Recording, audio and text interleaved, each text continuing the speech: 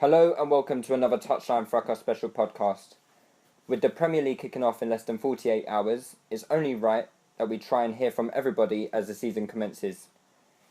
It's going to be a bit frantic, but it's going to be organised chaos as we try to break down what is actually going to happen this season. As well as our guests, we'll be talking to a friend of the podcast, Bristol City Star, Emmanuel-Thomas. So that's all to come. Before we start, a special shout out to podcast regular Ruben, who has passed his A-levels today and he'll be going to Westminster University to hopefully become a sports journalist. So I speak on behalf of everyone involved at Touchline Fracas in saying congratulations and we wish you all the best. So at the moment we have 9 people currently on the show, with a few more to come. Few dropping off on the way. We have Arsenal fans Sate and Aaron and Mickey and Leroy. How are we doing, guys? All's good. What's up, man? God, there's a lot of Arsenal fans. Yes, bitch, yes. We have 2 Chelsea fans. We got Daniel and Ife. How you doing, guys? Alright, boys. Daniel? Yeah, I'm good. You good? We have 2 United fans, Io and Junior. What's going on? And we have a Liverpool fan on his lonesome. We have Faruk. How you doing, mate? I'm good, man. Good. Who's So that? I guess we'll start with the pre-season. Let's see who's had the worst pre-season out of all you guys. Possibly Everyone's had Arsenal. no, Chelsea lost twice, isn't it? no. I think we won the Community Shield. We did quite well. So I would say maybe Chelsea Then again, you lost the Emirates Cup somehow. somehow. In the first game, bruv, so The ref shagged us, man. Okay. Anyway, we'll start with Chelsea. I would imagine. Ife, Daniel, how did pre-season go for Chelsea? If they take this. Pre-season. To be fair, I think it was pretty decent pre-season. The first few games, we had the youngsters playing, and we had a tendency to keep falling behind in games, but coming back soaring towards the end, which is good. Lewis Baker was probably one of our players. Well, Lewis Baker and Marco van Ginkel were probably our best players in the early stages of pre-season. Marco van Ginkel, I have to give amazing praise to him because his recovery from his ligament injury, he was out for a long time. He came back ahead of schedule, probably about 2 months ahead of schedule, and he was playing with the under-21s last season. But he looked very sharp in pre-season. Again, one of our best players throughout. And just the new additions in the latter stages of pre-season, the last 4 or 5 games, have just slotted in pretty nicely. So the team shape looks pretty good. Pretty good. I can't really complain. I wasn't too sure about Costa when we first got him. I still have my reservations about Costa. How many goals he got in pre-season? Like 10 or something? I think he's got four pre-season Oh, okay. goals. I did exaggerate. Which is good. I mean, it's fair enough. I mean, it's fair enough, but I still have my reservations. There's some things about his game that I just don't like. But, Say it. What don't you like? I think he's just got he doesn't strike the ball clean. I can't explain it. I like strikers to hit the ball purely, and when they hit it, they know where it's going. Bottom corner, they know it's top corner. I like strikers. Yeah, no, he's got a lot of scuffers. That's the thing. Is that your main gripe? That's my main gripe. And technically, I didn't think he was that great, but I think surprisingly, he surprised me a lot this pre-season in terms of his sharpness and touch and his dribbling ability. I'm quite surprised about his dribbling ability. Can I just his interject individual quickly? dribbling. Yep. Because I was speaking to my boy. Obviously, I don't watch Spanish football, and I get a lot of people to their opinions who say they do. And he's always said Diego Costa can actually ball, he can actually dribble, as well as, obviously he scores most of his goals in the box, but he can actually dribble as well. So, pre-season's proved that for me. I haven't watched as much as pre-season as FA, I don't think, But I've heard that Koseska's played in behind the striker.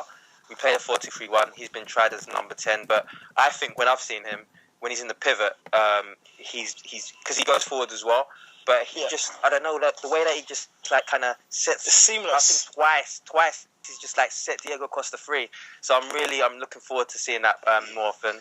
Obviously, he scored a free kick. The young players came in. Yeah, the young players came in the early pre-season. To be fair, I haven't been that impressed with Chelsea in pre-season, but we'll see. We've got the players. Hazard hasn't played that much. He'll come back in. I don't know. We'll see. Well, I mean, Costa couldn't have been that impressive because he only got the same amount of goals as Sonogo did in pre-season. So, I mean, why spend 30 mil when you can get him on a free transfer from Auxerre? I don't know. But, guys, I mean, looking forward to the season, I mean, is anything less than Premier League glory a failure? Or what's your thoughts on that? To be honest, I think anything less than a title of any sorts is I'd probably deem it as failure. What, even the FA Cup or League Cup? I mean, FA Cup, I wouldn't just want... I don't think Chelsea are the type of team that would just settle for just an FA Cup and deem it successful. We'll edit that bit out. He's not taking shots, he's just saying the truth, to be fair. Right. It sounds like a shot. I'm being quite honest. It sounds like a shot. It sounds like a shot, but that's what Arsenal have Sounds like a shot. No, that is honesty. It sounds like a shot, but it's honesty. Okay, carry on if go on. It sounds like it still hurts.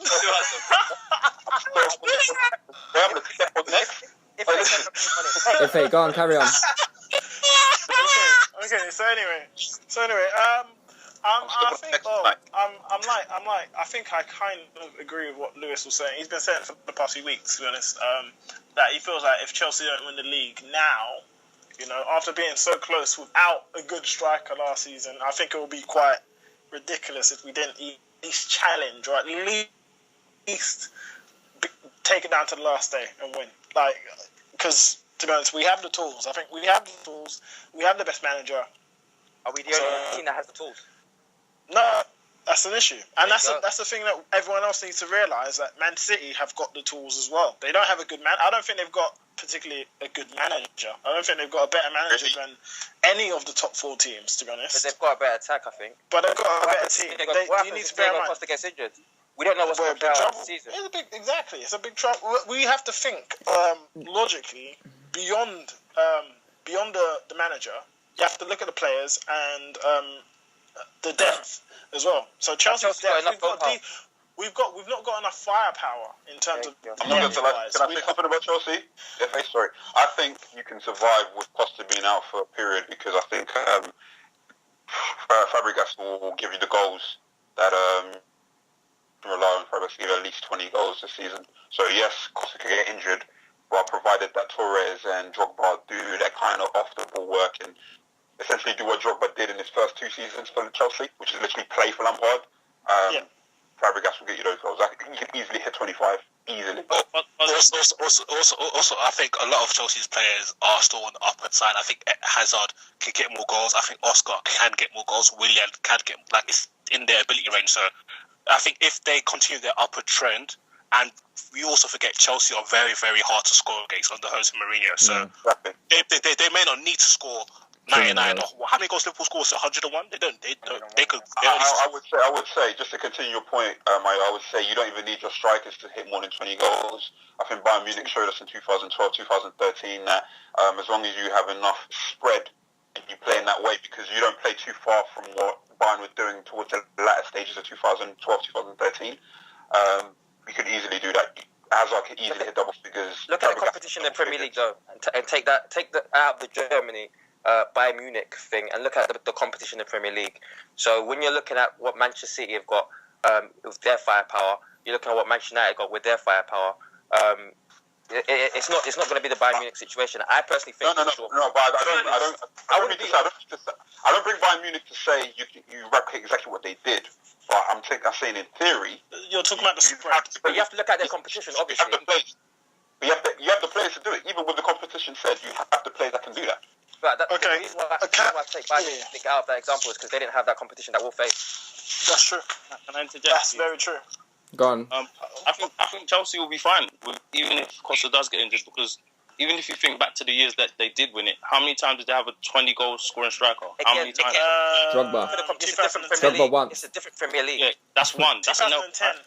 Recent. Yeah, that was 2010. true. I think Daniel's right. It's a different Premier League because For the last 5 seasons, the winners of the Premier League, how many of have had a top goal scorer. they have? Yeah, so You know what? Though? Man City didn't have one last year. Yeah, Man City didn't. Man City's Well, Man City had Yaya Toure. Let me. I was gonna say. Let me explain why Man City won the league last season. They didn't have necessarily a 30-goal a season striker, but they had an 18-goal centre midfielder. Then they had goals from Dzeko, that was 20 goals. Then they had 15 goals from Aguero, and he got injured half the season. So we have to put this into context. They had goals. They had firepower. I mean, they had 3 strikers who pretty much contributed 45 goals. Exactly. So I mean, I don't think any other team in the Premier League could comfortably say they got 3 strikers. Sorry, Lewis. But even then, it doesn't matter where the goals come from, as long as there are players in that team capable of scoring those goals. Chelsea have players in their team scoring. That's what they said last season. FA, am I lying? Did they not say that last season that Chelsea would be fine because we've got goals coming from midfield? What happened at the end of the season? Everyone was saying, "Oh, we need firepower." Did they not say that last season? Daniel, can I just ask a question? Daniel, what's the situation regarding Mourinho? I don't know what's your stance on it. If Chelsea don't win the league, is it time to move on, or do you stick by him? Whoa. I'd stick by Mourinho. You stick by Mourinho? It's all about, for me, it's just like, do I feel safe with this guy managing my team? Yeah. So like a lot of people talk about Chelsea go around sacking managers. Like I've agreed with most of them just because I feel like this guy's not taking us forward. So it's like when Brendan Rodgers came into Liverpool and then the season came and I think they finished like 7th or something. The Liverpool fans were happy just because they could see they was going in the right direction. So I think with Mourinho, unless I see us going in the wrong direction, I'd want him to stay. That's it. If they do show them, that's the stance. The reason why, like, I was out with Lewis the other day, and we were talking about Mourinho, and I said, well, if he doesn't win a trophy of sorts, or at least compete, then I wouldn't blame Abramovich or the club for letting him go. But I wouldn't expect Mourinho to want to stay if he failed. If he failed in his own words, I don't think he'd want to stay. Fair enough. Because that's just the character he is. You know? Yeah. I don't agree. That. But then again, at the same time, I wouldn't feel comfortable with. There wouldn't be many managers in the world that I'd feel comfortable or more comfortable than Jose leading Chelsea. Honestly, there's very few. I can't really name 2, 3 off the top of my head. Like it's very difficult. And we know this because we've experienced life without Mourinho. And it's not nice. It's not nice. It's so comfortable for us right now. I'm telling you. And the thing is, like, we know, like, you know, it's as Chelsea fans, like, we've gone through this experience where, you know, we thought, okay, we'll stick. Roman's brought us to where we are, you know. Partly, he's played his part, and, you know, he's still at the club, so we have to not really abide, but we kind of accept that he's sacked Jose. We didn't like it. We never ever liked it, but we thought, okay, we'll go with it. But life without Mourinho was not easy. I can tell you that for free. It was stressful, you know. Oh, you Malcolm guys make me sick. No, I'm sorry. Life without Mourinho. You want to sound like You're not understanding because you've been forced to have Wenger. I mean, and some people have not liked the Wenger era with the latter stage of the Wenger era. We have had to chop and change because, to be honest, these managers that we have had, they are more short term than Jose. They are more because they are not taking the club forward. And let me just quickly say, to kind of emphasise why we're saying, well, we feel so comfortable with Mourinho, just think about the Manchester United situation with Alex Ferguson and then getting Moyes. You can understand why we're talking about, yes, we're so comfortable having Mourinho, because look what happened with Moyes. Manchester United fans understand like how it can go wrong. So I'm here. No, it's not even a shot. I don't know why you're trying to make everything to a shot. I'm just saying, that's what I'm trying to say. I'm just saying, I'm just literally saying, that's what I'm trying. I'm saying, wow. Yeah, you know, exactly. That's what I'm that was really bad. That went really bad. And you see, our club are less tolerant of that kind of failure. We would spot that failure in around November, October, November, he's gone. Like, because you can smell it, you can see it. I saw it from around. We even talked about this in pre-season about Moyes being the wrong guy. Like, we talked about this in Malaga. I talked about this in February that he is going to be sacked because he is not the right man. I think you said we're gonna get Van Gaal in February, innit? Oh my God! You know what I mean? I think you should put money on it, you know. That's what I'm saying. That's why we're happy we've got Mourinho. Someone with the shoot that stick. We're happy. We hear you. Okay, Daniel, Let's okay, let's move on for Chelsea, please. yeah, that's what I was saying. Daniel, okay, we'll leave the Chelsea love in there because it's making me sick, to be honest. I'll tell you what, we'll go to another team that makes me a bit sick. We got Liverpool. Oh my God! Faruk. I mean, as I've seen from Twitter, can I just get this clear? I mean, so Borussia Dortmund beat Bayern Munich. You beat Borussia Dortmund, therefore Liverpool are. Don't do this. You're gonna mess up the whole credibility of this podcast, bro. Don't do this, bro. No, I'm joking. Come on, man. It's just pre-season. Good. Well, like on a serious note, how has pre-season gone for Liverpool? Because whenever I've watched you, you've looked quite impressive, except for maybe the first couple games. But in recent games, you look quite impressive.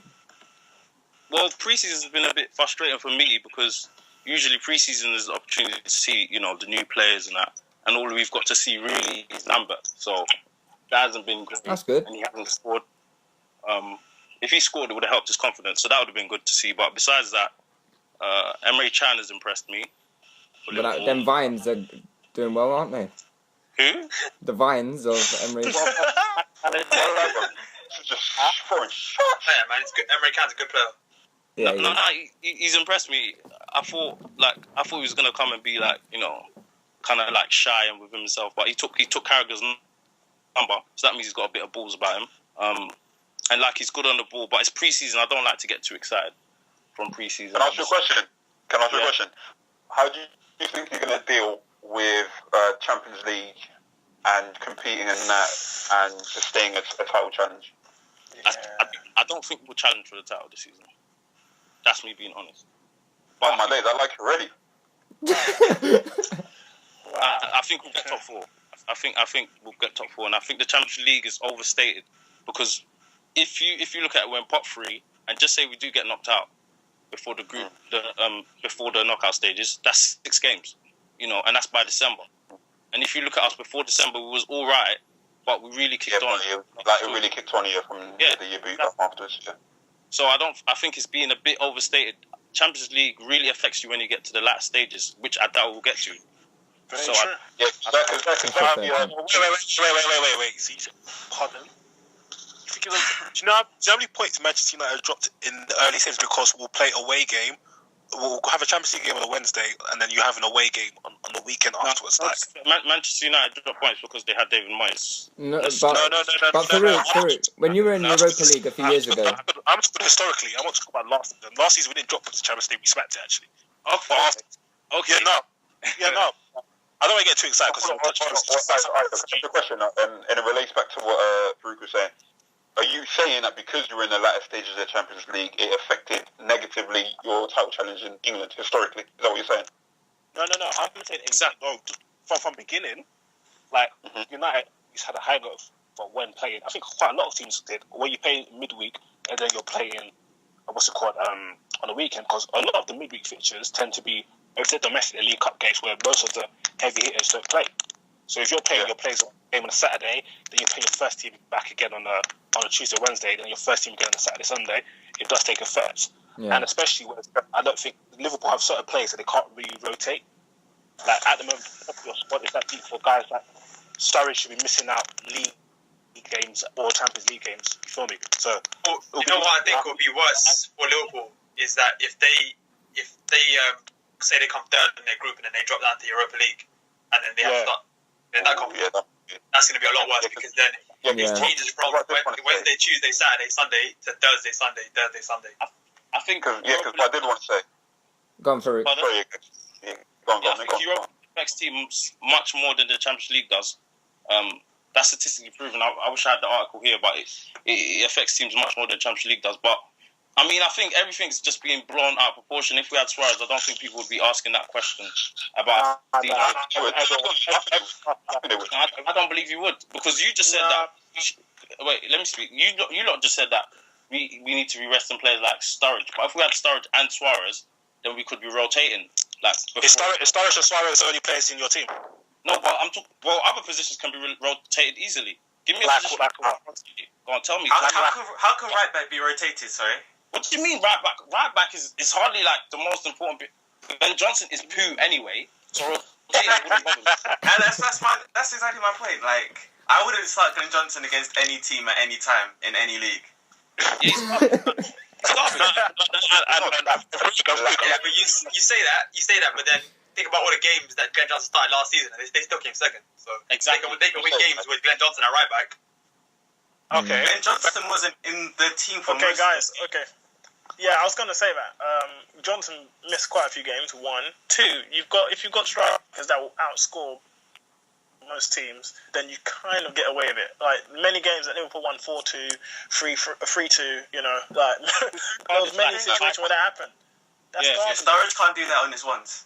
Exactly. Even with Sterling, who he's a threat, but he doesn't go necessarily like himself. I don't think Sturridge is enough of a goal threat to be like having a dead defense. Speaking, I think Brendan Rodgers as the manager, I never worry about goals. I'm not even being cocky or nothing. I'm just being honest. You know, your football is like crazy. Your teams open up. I just thought that obviously with fatigue. And obviously, the more games you play, the more there's more chance of injuries. You feel me? Not just physical fatigue, mental fatigue. Like it's not easy. Like you see, with a lot of teams, when out of one competition, like with like Chelsea, they went out early. They went out early of the league title, focused purely on the Champions League, and they grabbed it. Real Madrid, they kind of effed up their title race, started resting players for the Champions League. You feel like it can happen. Obviously, I'm not saying that Liverpool completely out of the race title because of Champions League. No, but I think if you're going to say it's going to have no effect, I think that's a bit bonkers. But obviously, some people it will have an effect. So you deal with it. It won't affect us as much as people expect. You know, we've got a much bigger squad. Us is dealing with it. You know, if we don't do well in the league, it's not going to be because of the Champions League. It's just because we didn't do well. You know. I don't know about that. What do you mean? Like, I don't understand why. Who has not performed in the league? Who has lost the league title because they're in the Champions League? Arsenal. It's not necessarily because it's not necessarily losing the title. It's the fact that you're not even in it because of the fact that the strain that Champions League puts on your team. That's the thing. The point everybody make, I guess. Yeah. So wait, Arsenal have come out. No. Hold on. Let me. As an Arsenal fan, please let's us speak on it, right? The problem with our title challenges, we're talking predominantly 2008 and 2011. I would say, right, and even this season to an extent, right? We're a team that's. Let me finish that point. We're a team that. So childish. Let him finish, man. Sorry. All right. We're a team that's too good to get knocked out in the group stages. However, we're not good enough to go past the quarters. So when do the quarters tend to take place? Right, March, April. So what happens is we get knocked out of them. At the same time, we're competing in the mid stages of an FA Cup and obviously the league. So that's the issue that you may find with Liverpool, is that you're a team that could, I think, are good enough to get into the second round and the quarterfinals, and we'll see how it goes from there. But it's about maintaining that and having the quality of players as well as the number of players to handle that and a sustainable title challenge. And you can't, for me, it's very naive to dismiss that. Okay, can I just get involved in that particular point? I think Arsenal fall away at that particular moment because they did not have the mental strength. That's what I think. That's it. I kind of disagree with you there because no. Wait. Let me explain. Because most managers, if you think about it, most managers don't want a big squad. Most managers want about 18 players and then a few that they can bring in here and there. That's in regards to the Champions League and the Premier League. So I think... And I think that we need to stop emphasizing about the actual squad size, and we need to think about the quality of the squad, because I think Arsenal have now the quality, and the mental belief to go beyond the quarterfinals of a Champions League. They've got. That comes from one, a successful season. That's where it comes from. That comes from a successful season. If Arsenal did not win a title or a title of any sort, a cup, then they would not. I don't feel that even if they had signed Sanchez. Okay. I don't feel that they'd have the mental capacity to feel that they can go beyond, a quarterfinals of the Champions League. Let me return to my point. That's fine.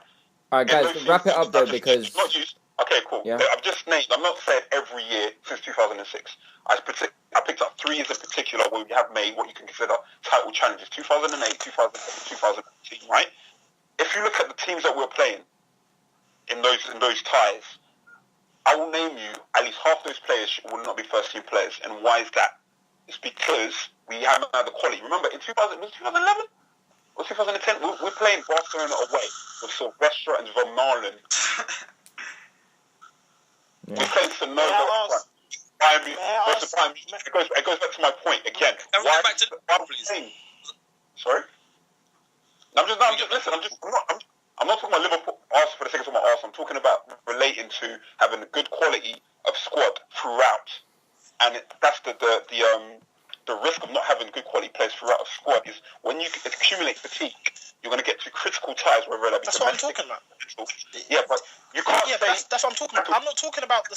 I'm talking about you're talking about size and quality, but you have to be realistic. Liverpool won't have a big squad with good quality players throughout. It doesn't work like that. Not all clubs have that luxury. Not all clubs are like Real Madrid. Listen, you only reiterate what I'm saying is the fact that you can't say Arsenal don't have the mental strength. Sylvester can have all the mental strength in the world. Son can have all the mental strength in the world, but they're not going to overcome some of the best teams in Europe, like the guys who end up winning Champions League. And it's the same thing. Sylvester has. In theory, they could. They could. Like there've been quite big differences in quality before. That's the exception of the rule. Is that the exception of the rule? It's an exception, but I'm not saying it couldn't happen. Like you're saying, it couldn't happen, but it could. That's what I'm saying. Okay, the likelihood of it then. There's no absolutes in the world, but the likelihood of that happening. To be fair, Mickey, like your point yesterday as well, when you were talking about how like our defence in 2006 was like Flamini at left back, Gabriel at right back, Sendros and Torres. Okay. I mean, like, they're not the greatest quality players, but they're exception to the rule, like you said. Like it happens, but it doesn't happen consistently enough for you to say. You know what I mean? There's a reason why we're bringing it up as a point here, because it doesn't happen. Well, Chelsea won the Champions League with Basing were playing that. One game, man. That's all right. One game, bro. That's okay. It's okay. Okay. Anyway, move on from Liverpool, please. Any what? Please, too much Liverpool talk. You want to move on from Liverpool, you said? Exactly, right? Do you want me to repeat and say tweet or something, bro? Actually, you. all right, okay. Back to Liverpool pre-season. Sorry, because you don't cut me off. Yeah. Very true. Yeah, I think pre-season was all right. Coutinho stood out. Sterling stood out. I was promising. Yeah, but Coutinho and Sterling have given me reason to be looking forward to this season. Because, when you lose a player like Suarez, there's not a lot to get excited about. But I think, yeah, I'm looking forward to this season. I think we'll still come top 4, which will surprise a few of you. But yeah, that's about it, really. Pardon?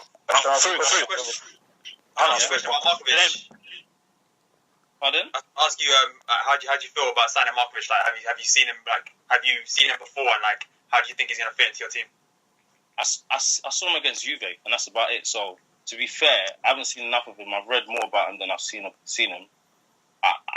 To be honest, I think if we don't sign a top striker, which I doubt we will, I think he'll be starting ahead of Lallana, because I think we should, I don't even want to get into the Lallana thing. I wanted to ask you, how do you feel like, because I think it's pretty obvious that it's probably going to be like Daniel as a non-striker. You probably have maybe, obviously I know Rodak's a mix up, but you would imagine you have the 3 in behind, and most likely Coutinho and Sterling to be one of them. So how do you see guys like Lallana and Markovic and Lambert fitting in. Like, what do you reckon? What would your team be from at the top, from the top, like your midfield and strike? Okay. Because you've got Khan, Henderson, Gerrard, Allen. Like, so how would your midfield and strike force be lined up? Say you used to play a big game at home. So do you want us to name the starting 11 basically? Yeah, What would be your starting 11? Your strongest starting. Say you had to go face like say it was tap beside at Anfield. What would you start? Personally, I don't care how good he is. Well, obviously, Milner is going to be the keeper. Glenn Johnson for anybody and everybody. So anyone compared with him. So right now, it'll be Manquillo. I'd like to see Lovren and Sacco play together, but I don't think that's going to happen. I think it's going to be Lovren and Skirtle. Yeah, Sacco's a good defender, man. I rate him highly. I think he's good. But you see, the thing is, defenders had to play on a certain side, and Sacco's left-sided. Not only because he's left-footed, but he's a left-sided centre back. You know, that's where his instincts are. He's used to playing on the left-hand side. Same with Lovren. So I don't see them playing together. So it'll be Skirtle. It'll be Skirtle and hold on one second. It'll be Skirtle and Lovren. Left back Moreno, obviously. Gerrard. Jesus Christ. Pardon? Carry on. Yeah. I'll play Gerrard, Henderson, and Coutinho. That I think that midfield three works. And then we Sterling, and it'll, you know, because I haven't seen enough of Markovic, it'll be Sterling, Lallana, and Sturridge as my front three, and that's just me being fair. But so you have Khan on the bench, Emre Khan on the bench. Yeah, he will be on the bench for the majority. Like he'll fill in for different reasons, like injuries. For Steven Gerrard or what? Yeah, I think this will be the last season we see a lot of Steven Gerrard. That's what I think. Don't think about it this way. It's also this new. Like not every player that they buy is going to come in and start straight away. Like you got to breed them in. You know guys, we need to move on from Liverpool. Before we move on to Arsenal and Man United, we're going to speak to Emmanuel-Thomas. He's on the line, so we're going to speak to him about his season with Bristol City and what his plans are for the upcoming season. All right, Jay, how you doing, mate? I'm fine, thanks. You? Yeah, we ain't too bad here. I mean, how's pre-season been going for you? It was difficult, but obviously it's worthwhile. And obviously we've had a decent start to the season league-wise, so hopefully that will stay the same throughout the rest of the season.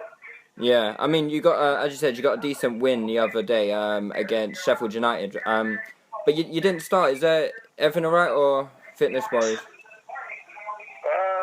now. It's obviously totally down to the manager. There's nothing much we can guess or say much as a team. We just have to go by what he says, really. Fair enough. So, I mean, you personally last season had a great season. I think you got 21 goals in the end. How are you looking to build on that season? And I mean, what's the goals for Bristol City this season? Obviously, we're looking to get to be in the promotion run this season. As last season never went to plan as much as it should have. But me personally, I'm just looking to try and get as many goals as I did last season, and hopefully have a good season as what I had. Fair enough. So, I mean, in terms of Bristol City, I mean, is promotion on the cards? Do you reckon you could get into the Championship next season? Yeah, with the squad that we've got and the players that the manager's brought in, I think so.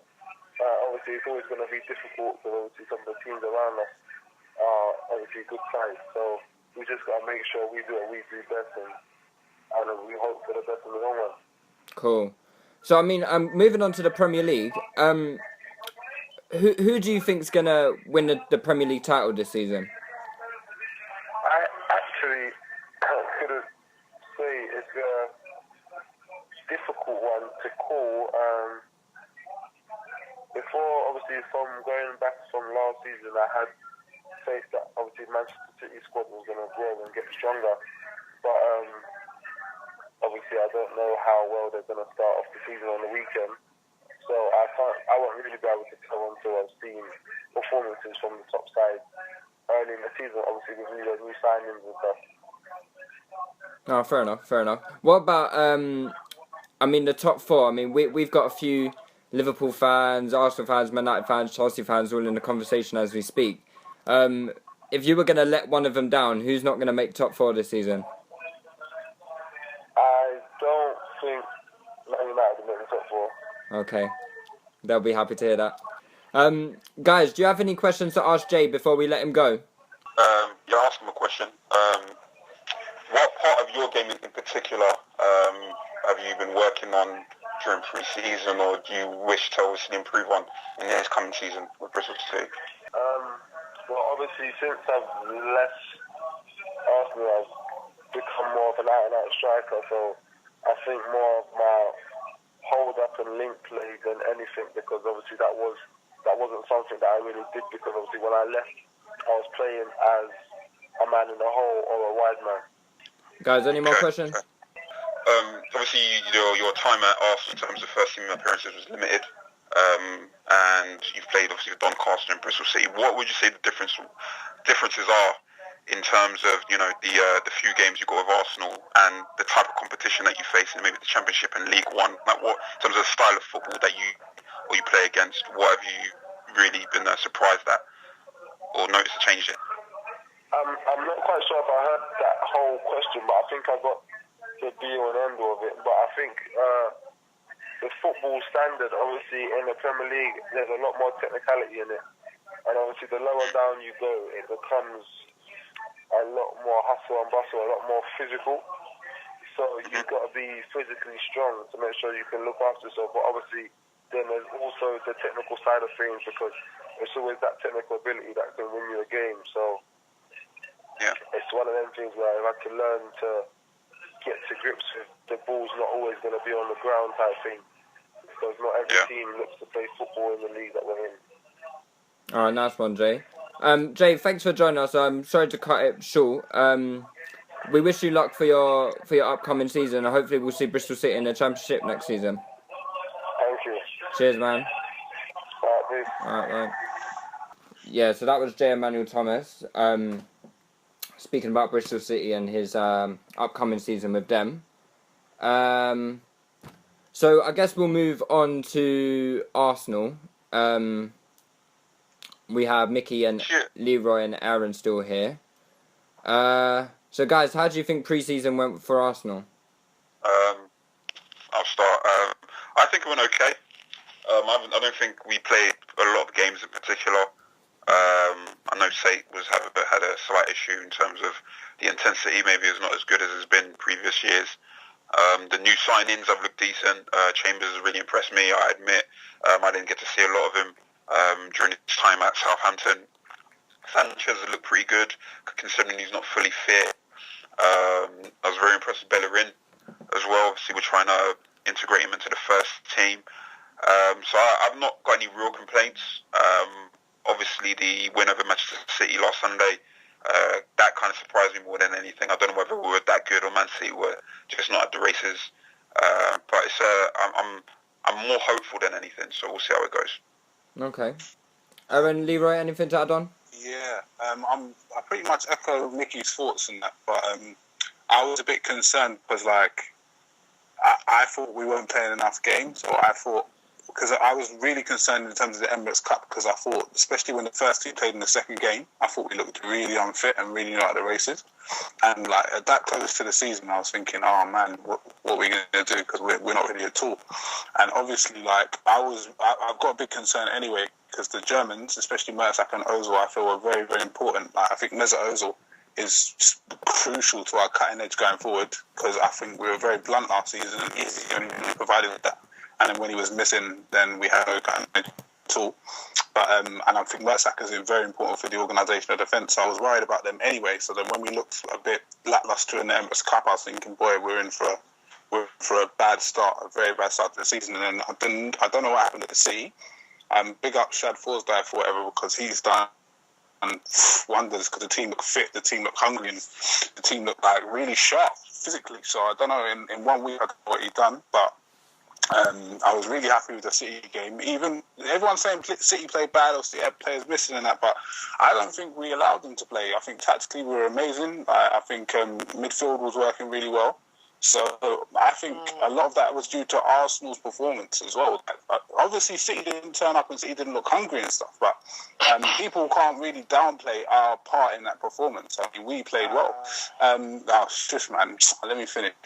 Sanchez for me, I got no expectations of Sanchez till like October because he looks unfit to me. He doesn't look sharp. He doesn't look at the races. I think a lot of people are not gonna get what they expect with Sanchez. They expect a worldie, which is true. He's a world-class player, but he's technically not the best, and he's never been the best. But I think he looks like he's going to be a very useful addition, despite I think we'll leave it until October and then he'll really start firing. Bellerin was my find of the pre-season along with Chambers, and I watched quite a lot of Callum Chambers for Southampton, and I've been screaming he's better than Klein for a long time. Been screaming he's the type of player that I like, so I'm happy we bought him. And I didn't see the centre-back thing coming though, because he's been really, really impressive at centre-back. And just like big season for Jack Wilshere. Yeah. Shout out Jack, and that's me. Can I just interject on that Man City game, please? Yeah, here we go. I'm sorry. There's always I'm one. sorry. I'm sorry, but seriously, come on. What? Tactically, Pellegrino got it all wrong. Pellegrino. I'm sorry. Yes, Pellegrino. Got it wrong in what sense? That's what Jose calls him, so I call him Pellegrino. What did he get wrong? Yeah, what did he get Tactically, wrong? he got the midfield. The midfield, terrible. But we got it He right. went with two strikers. No, that's the thing. Tactically, he got it wrong. Tactically, he got it very, very wrong. I mean, the game was gone in the first half. Game was gone in the first half. Game was done. What was it about? No, hold on. But what was it about the midfield that he got it wrong? If you're going to say it's two midfielders, he played two midfielders. Yeah. No, wait. He played two midfielders. One isn't really a holding midfielder. One really just goes and does what he wants. So you have one holding midfielder against three attacking midfielders. May I say something? Particularly just on that point. Just on that point. Wait. So Arsenal's midfield is literally in control. From minute one till they decided on changing it. Until Silva came and had a bit of control, they regained a bit of control. But up until that point, Pellegrini got it completely wrong. That first half, that all came from the midfield. Your midfield were all over. Can I say 2 points? Wait. And the goals came from their midfield going beyond. Arsenal's midfield going beyond Man City's and wanting it. That's where it came from. That's not. Can I make 2 points? Can I make 2 points just on that? That's not me downplaying Arsenal's performance. I thought they played well. They deserved to win. It was thoroughly deserved. They played much better than Man City, but the tactics definitely played a part. That's fair enough. I'll just make 2 points. Like I said before, I don't really rate Pellegrini. Okay, I'll just make 2 points on that, right? Firstly, very rarely will you see a match between two teams where both teams get it tactically right and one wins and loses. There's always going to be a case of one team getting it tactically wrong to an extent. It's always the case. More times than often, one of the two teams will have got something wrong. Okay, all of that is hindsight. In hindsight, you can say that. And in hindsight, in big games, Manchester City beat us 6-3 with a similar setup. Exactly what I was going to say, Mickey. They banged us with. They beat us 6-3 with the same setup. With exactly the same setup. So, like, at the end of the day, I don't see how you say tactically we got it wrong against a three-man midfield because we actually altered our tactics. As you know, obviously, especially when we play Ozil, we commonly play a 4-2-3-1, and Ozil's number 10 behind the striker. But this one we played a 4-1-4-1, and we had two sort of dynamic box-to-box midfielders in front of Arteta, who is a pivot. And, like, if you look at it tactically, they literally, they were right up in their faces, and they literally pressed, and they didn't allow any forward balls from either Yaya Toure or Fernandinho picking the ball. Going back. There was no Fernandinho, to be honest. There was no Fernandinho, Fernando. Whatever it is, they're all the same. Can I ask a quick question to the Arsenal lot? How do you think we're going to line up like tactically? Because you was talking about just now playing a 4-1-4-1. Do you think that's and one more question. And where do you think Sanchez is going to play the majority of the season? In most games, we're going to do the 2-3-1, similar to what we're doing last season. I think in the big games, you might see something closer to what we saw on Sunday with a 4-3-3 instead of a 4-2-3-1. I'd like to, I don't know if you do it, but I'd like to see Ozil up wide, very similar in a similar sense to what he played in Germany, where during the latter stage of the competition, where they're facing better quality, he played wide, a bit robust, a bit more of a dynamic centre midfield. Wait, may I just ask who your centre midfield would be? In in the 4-2-3-1. In the big games, the 4-3-3. In a big game, at the moment, because we haven't actually signed any defensive midfielders, my three would be Ramsey, Wilshere, and Arteta.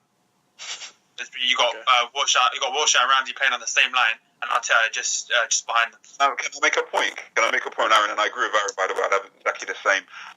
I think Faruk was talking about, people overplaying the whole Champions League thing and the importance of the success domestically. I think is very similar to the whole defensive midfielder thing with Arsenal. I think we do need one, and I'd be much more comfortable with one, and that's my one concern about our pre-season is about the lack of transfer activity in that sense. However, I think what's important is the setup of the midfield. In those big games, the setup of the midfield wasn't the correct one, and I feel Arteta is a very similar job to Gerrard in a sense, but Gerrard had Henderson, he had Allen, he had guys that were runners in front of him and did a lot of Even Coutinho. And I think if we try to replicate that kind of setup with Arteta, I think we won't be as exposed in the centre mid. I think for me, that was Ask a question. No, answer one question, yeah? Okay, you say what the midfielders are. Okay, damn it, going away from home, in any competition, you're facing this team and they've got this danger guy who likes to play in the hole. So if United, it could be Wan, or it could be Rooney, it could be David Silva if City going to play that 4-2-3-1. It could be Coutinho, or it could be or anybody. Like, or if you're going away in the Champions League, it could be James or whatever. How are you going to stop that guy playing? Because you're saying about we get busy on the ball. That could work on. That probably works at home, but away from home, you probably won't be able to press high the pitch. To continue on that, I'll just say, people tried to say last season, obviously I know we got banged 6-0, 5-1, 6-3, whatever, in the Premier League. If you look at our setup away from home against Borussia Dortmund and away from home against Bayern Munich, and even to a certain point away from home against Napoli, where it didn't obviously work completely, but it was the same kind of setup, we played the right system and it worked to a certain extent because we beat Dortmund. I don't think none of those teams played 10, though. I don't think none of those teams. But Mkhitaryan was the guy in the hole in that game, and he had a fair share amount of the ball. Dortmund and Napoli played 10. Ball around that because we got around them. It's not always about. People really overstate the fact that you need a defensive midfielder. No. Wait. That Dortmund game, you should have lost. I'm sorry. No. How many shots did Dortmund have even inside the area? Let's not talk. Very silly. We're being very, very. I think Dortmund had about a 6-yard one clear chance, bro. They had what? No, they didn't. If they go watch the game again. Nothing that you could say, oh, wow, that should have been a goal, except for one chance where Mkhitaryan should have scored. Okay. Wait, it was my question. Wait. Okay. But no one would talk to Chelsea if they set up like that. Wait. You decided the Napoli game, we lost 2-0. So you used that as a point of how to stop teams. No, he said that didn't work that time. Okay. Maybe wait. Can I answer that question? No. One more thing, yeah. When we went from the Premier League, yeah, not because these a lot of other teams, they may not they're not as adventurous and aggressive in terms of attacking when they're at home in a big game, or Liverpool or Manchester United or Chelsea could be. So, when teams, do you think that a sort of Rab and Wilshere, you're comfortable that you think, okay, these guys are going to stop the other team? No, I'm not even trolling. I'm generally. Let me answer the question. Okay. So firstly, can I just say I disagree.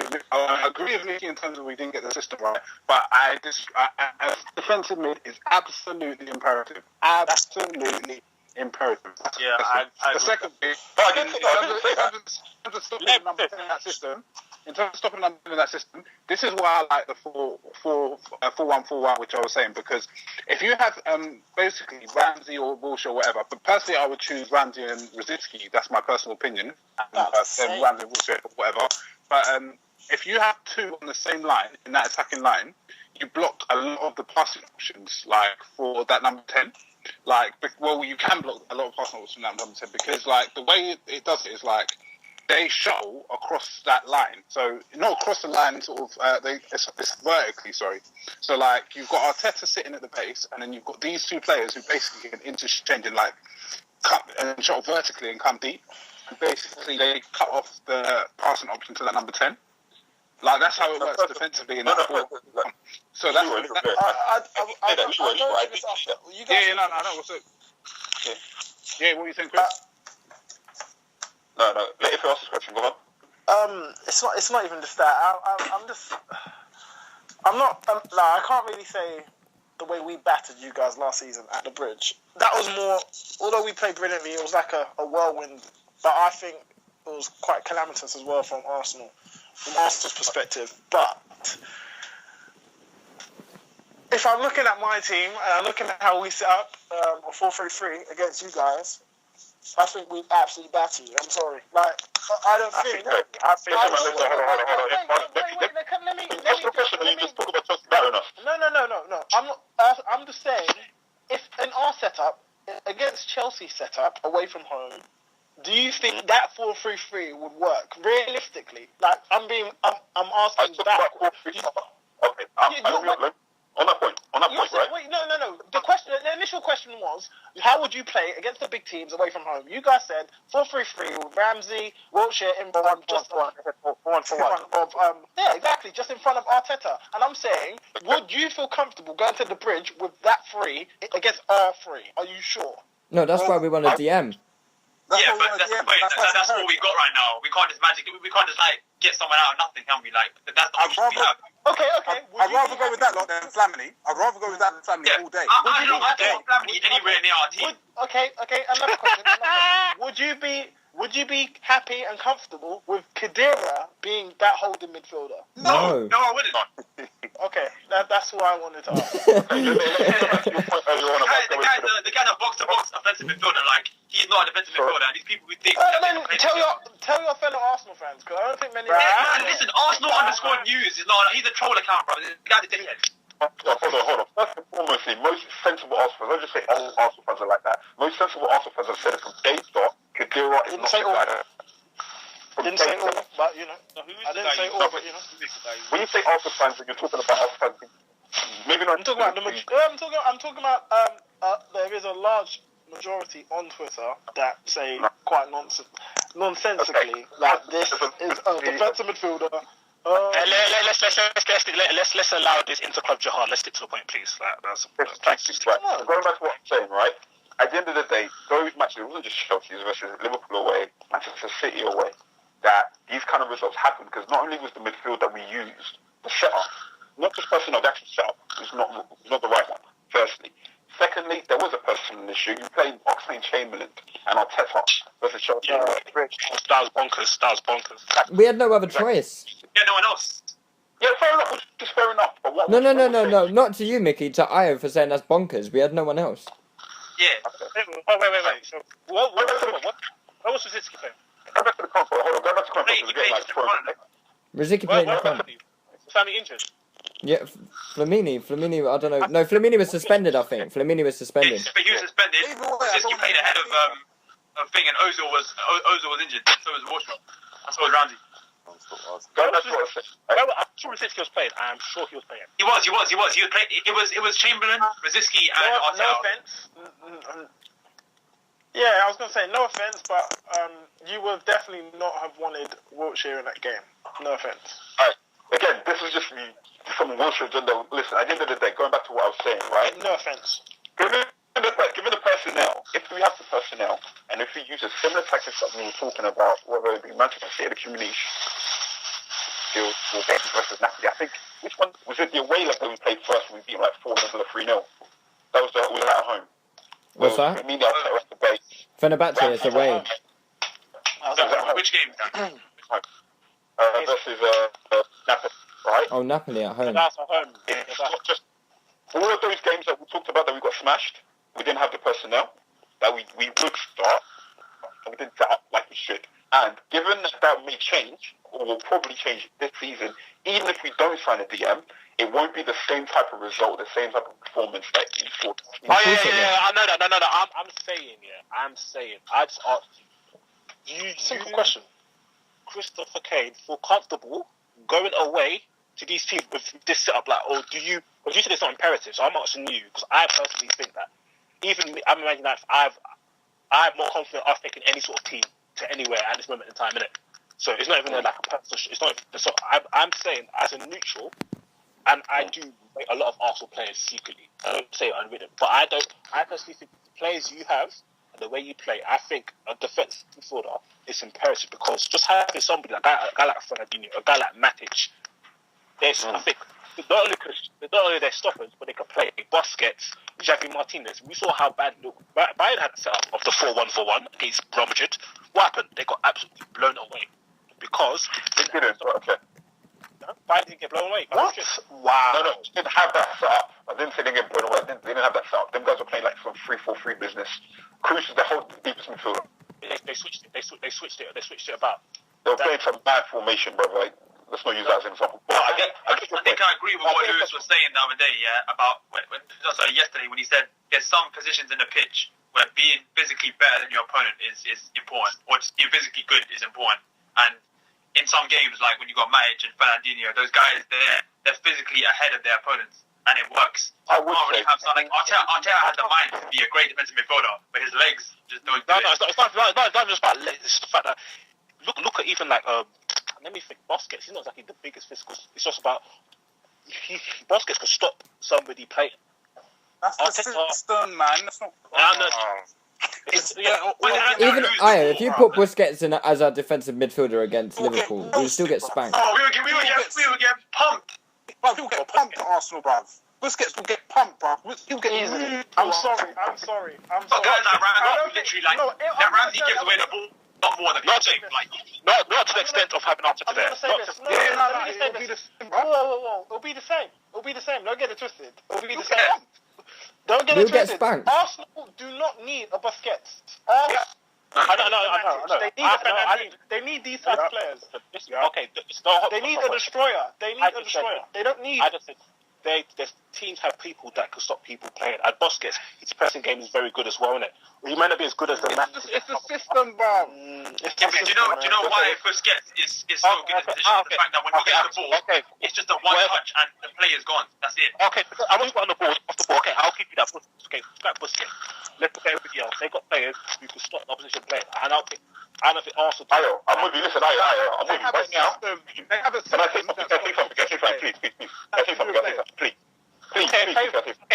Play that system. Just play it, please. That's okay. Right? Busquets in a 4-3-3 where he so. Let's move on. I don't care. You guys are right. Let's move on. No. But we're talking about. I don't care. The theory of it, right? We're talking about that kind of. We're talking about that kind of defensive midfielder, right?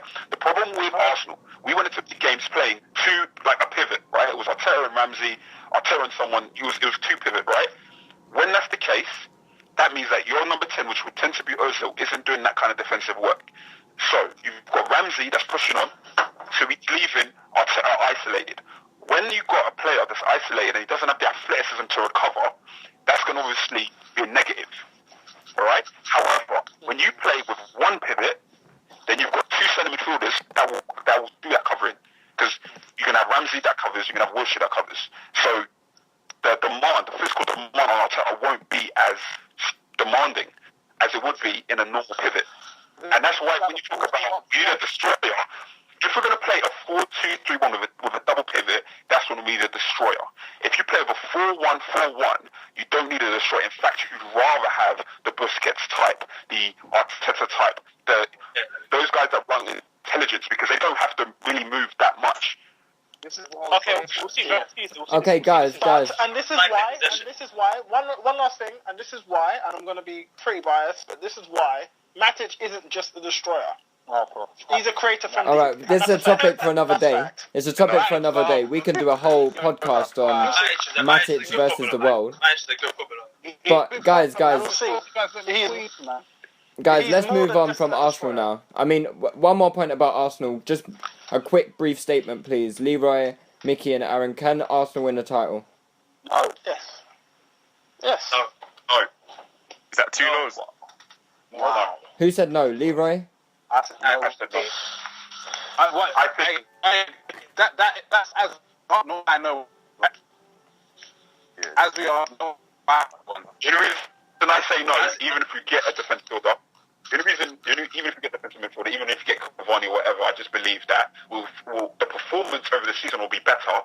But because Chelsea have strengthened, because Liverpool have strengthened, because Man United have strengthened, because everyone has strengthened with us, then you'll be in a similar position, but our performances will improve. Okay. Listen, if we Cavani in the midfielder, I'll put it this way. I think if we can keep our best team on the pitch for the majority of the season, we'll have a chance. But I definitely think that is probably... I think it's Chelsea's to lose, in my opinion. Yeah. Okay, guys. How can we ask to lose? Guys, let's move on from Arsenal. We spoke too long about Arsenal. Before we move on to Man United, I quickly want to talk about Tottenham, because we have a Tottenham fan who just joined us. Come on. Show some So, respect. Era, introduce yourself, mate. What a real crisis. Welcome to the podcast, You Era. guys are underrated, Tottenham. You know, just had a half an hour on Arsenal. Okay, Let's go. let me quickly ask him some questions. Era, how's Tottenham's pre-season gone? Because I haven't really kept track. Well, people are laughing it, but Tottenham's unbeaten in pre-season. I don't think much of your teams can say that. Well, to be fair, you played Toronto, Seattle Sounders, and Celtics. You lost to Red Bull. Though. Who? I didn't lose to Red Bull. Who's that? Oh, I support Man United still. I don't know your voice is still. I don't know your voice is there, but keep it moving. I don't think Spurs have made much progress this year. I can't even lie. They haven't made much progress. Obviously, Pochettino's come. He's trying to play a high line, and he's trying to fight as well. But that's the same tactics that AVB had. So I don't know. I'm not going to lie to you. I'm a big fan of Pochettino myself. I think you've got a better man. I think you've got a slightly better manager than AVB in him. I think that his man management is better, because I think that's what really let AVB down. His man management was like this poor. I would agree with that. But at the same time, I would say that we haven't fixed the problems, the issues that we had. The back line. There's no movement off the ball. Our off the ball movement, I'd say, is probably the worst in the league. I'm not even laughing. It's not funny. No, do you know what? I agree with you. I think that's the biggest problem. I thought you lot that's what kind of let Soldado down. So Soldado relies on space being created for him, and he had to come a lot of the time to help construct play. And ahead of him, you wouldn't see Chadley, Sigurdsson, Eriksson, all of these wide players, they wouldn't really move past the defensive line. So I disagree in terms of the whole kind of off the ball stuff. But I think Pochettino is smart enough and tactically astute enough to kind of fix that. So whether he does or not. Can I ask you a question, Era? Yeah, go on. Yeah, because obviously he was at Southampton and he brought through a lot of English players and a young Tottenham player, Kane. Yeah. Harry Kane. Do you think, as he played in pre-season, and do you think that he'll get many games? That's what I just wanted to know. I think he will. I think he will feature a lot this season. Not necessarily because he's good enough, but because we have this weird thing at Tottenham where we don't like to. I would say we almost don't like to improve. What we do, we splash out one season. So we bought Soldado. You can see that he doesn't fit the tactics, whereas Kane fits into the team a bit more in the pre-season. And because of that, instead of making the correct changes, what we're going to do, we're just going to press on with it. If it doesn't go well, it doesn't go well. Pochettino's just going to get sacked, and we're just going to move on. Do you really think that's going to happen, though? Do you really think Pochettino doesn't sound like he's been put under much. He doesn't sound like he's been given an ultimatum, certainly. He doesn't have to make top 4 or anything. But what I was wondering was, the manager isn't saying that Spurs will make top 4. He's not even saying that that's their ultimatum. He's just saying his main goal is to get them playing in his style. I don't think the board expects you to get top 4. What do the fans expect? Because I always think for so many years you've had how many teams ahead of you? At least United, Arsenal, Chelsea, and City. What do the Tottenham fans actually expect? Alright, I don't know if I can speak for all Tottenham fans. I know there's a lot of unrealistic ones out there who think we're going to get into Champions League every season. I currently think that we're punching above our weight. I think every season we're punching above our weight. We got into the Champions League and we've done that simply by punching above our weight, which I think is the opposite of Arsenal. I think Arsenal were the best team in the league, and I think they're currently underperforming. And they're underperforming consistently every year. That's what I think personally. Who do you blame for that? Who would I blame? I would blame you lot's financial situation among other things, but no, but you said they've got the best talent in the league, so that's not financial, is it? Who said they got the best talent in the league? I said you were in the league for years. I said you were one of the best talents in the league. Listen to me. That's crazy. Yeah. Can I say one thing here? Firstly, Liverpool, Guys, let's try not make it about Arsenal though. Let's keep it on track. Let's talk about Tottenham. What I was going to say is I don't think you can say you punch above your weight. Any time that you perform well in the league, that shows consistency. Consistency isn't a fluke. So if you achieve top 4, that's on your own merits, all right? So like, I wouldn't say you should do that. What I was going to say is you made a point about the high line. I agree with you. When you were playing the high line last season, you did it without the right personnel. Playing the high line with Dawson is insanity to me.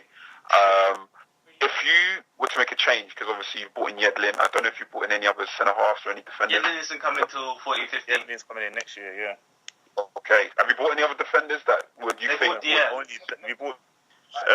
I don't think he'll play. That's the only thing. I think we'll still start the season with Dawson, even though everyone can clearly see he's a square peg in a round hole. He's still going to start. Do you think we start the season with Dawson? Last question. I don't think it's starting the season with Dawson. Wait, guys, let's not talk over each other. Go on. Yeah, ask a question quickly. Yeah, how do you feel? I haven't really been following Tottenham pre-season, but has Eric Lamela played, and how do you think he'll have an impact this season? Because I think he's a really good player, and I think with Pochettino being Argentinian, I don't know if it's racism or something like that, but I think I personally think Eric Lamela will bang this season. So, like, what's your views on Eric Lamela? Do you think he was misused last season? From what I've been seeing in pre-season, he's the player at the moment who's capitalizing off of the runs, like the off-the-ball movement that we never had last season. I think that's what Pochettino's brought to the table at the moment. So Dowdo especially, I think he's had like 4 or 5 assists in pre-season, and most of them have either been to Lennon or Lamela, running off of him. Ericsson, on the other hand, hasn't been that impressive this pre-season. He's been one of our worst performers, to be honest. You think so? Yeah. Have you been watching the matches? I'm not saying last season, obviously, he was our best, but in pre-season, he's been one of our worst performers. Can I ask you a question about defensive midfielders? Like, in the terms of, like, I know Paulinho's not a defensive midfielder, but say he plays there. How would you set up, like, if you were playing a pivot? What 2 would you pick out of Capuy, Sandro, and Paulinho? See, Capuy I wasn't impressed with last season, but again, in pre-season, he's been one of our best performers.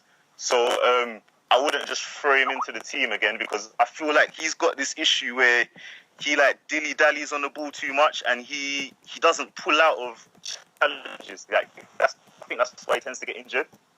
Sorry, did someone say something? Staying on the whole defensive midfielder thing. Obviously, there's been links with Sandro moving away from the club. Obviously, you've got Capuy, you can play there, Paulinho, Dembele, Bentaleb as well. I mean, there was a point where Sandro was out and out the best kind of combative ball-winning midfielder in the league. I mean, what actually happened there? Because for me, it's kind of crazy that he's even been linked with moves away from the club. I think everyone's just struggled to find like our starting 2. Well, we play 2. We play like a 4-2-3-1. But it's like there's no, apart from Bentaleb, I would say Bentaleb's probably the only player in our team who improved last year. Everyone else should really be ashamed of themselves. that's quite refreshingly honest, to be honest. Capuy was a bit harsh because I know he got injured against Arsenal, I remember, right at the start of the season, and he kind of kept him out for longer than he was supposed to, because I think it was a ligament injury in his ankle. But I rate Capuy very highly. I think he's going to be a good player for you. And same with Lamela. I think you've got a good squad. And I think Bentaleb's an absolute baller. Yeah, Bentaleb, he's been amazing. I think you've got good players, man. Good squad. Like I said, if the manager gets it right, Tottenham would be scary, in my opinion. I genuinely believe Lamela could be literally one of the best players in the league next season. Yeah, I agree. Something that annoys me is that, like, the fact that people talk about Spurs spending like 100 million, like it was some sort of massive failure. Like, they bought legitimately good players. Like, they have a good squad. No. The reason is, what people say that is because firstly, I thought they bought too many players. Yeah. They're definitely. I have a theory in one window. I think you shouldn't go more than 6.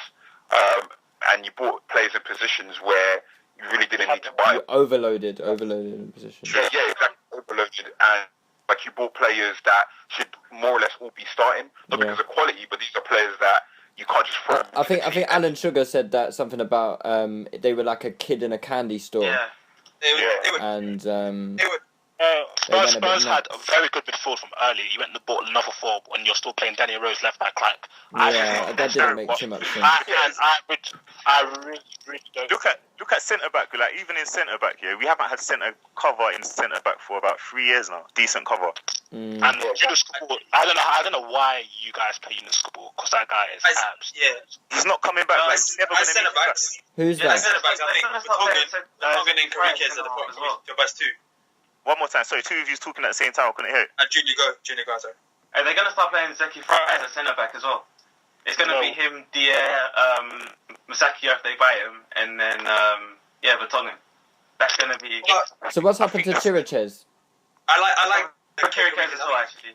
They were talking about Kirikes leaving. I'm not sure. Masakio, I don't think we can get him. I think there's some third-party ownership problems there or something like that. But judging from one more time. So, like, no one's even mentioned Vertonghen. Like, I'm still baffled. But yeah, I think Vertonghen's the best starter. It's more. I think they're the two best centre backs. Yeah, it's a case of who's going to play with Vertonghen. Yeah. But do you trust Kirikes? Like, he's made a fair few mistakes last season. Since obviously he's way too slow to play that high line. Kirikes, I like Kirikes because he's a defender I like, which is when he gets the ball, he wins the ball, and he'll come out with it and he'll start attacks. Whereas some defenders are quite conservative, where they get it and they kind of just give it off and then step back. I like defenders, even just one out of the two who could do that. That's why I like Vertonghen and Kirikes, but playing them together, they're quite similar, so it might not work. Hey, can I ask you guys a question about Tottenham? Yeah. Sure. Do you think we should play with one striker or two? Which system do you think works better? Because I know AVB played with one, obviously, and then... Guys, do it one at a time, though, because it's going to be like a million answers. I'll go with mine first, right? I think with your current personnel, you should go with one.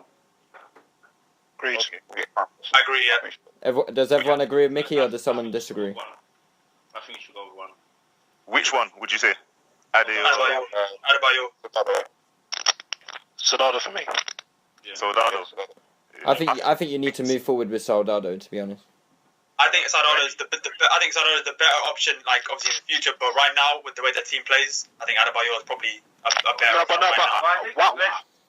I'll ask him about pre-season because you're saying that from last season under what's that name? But Adebayo hasn't in pre-season. I think he just played like a half in the last game, but he's had malaria, so he hasn't really featured.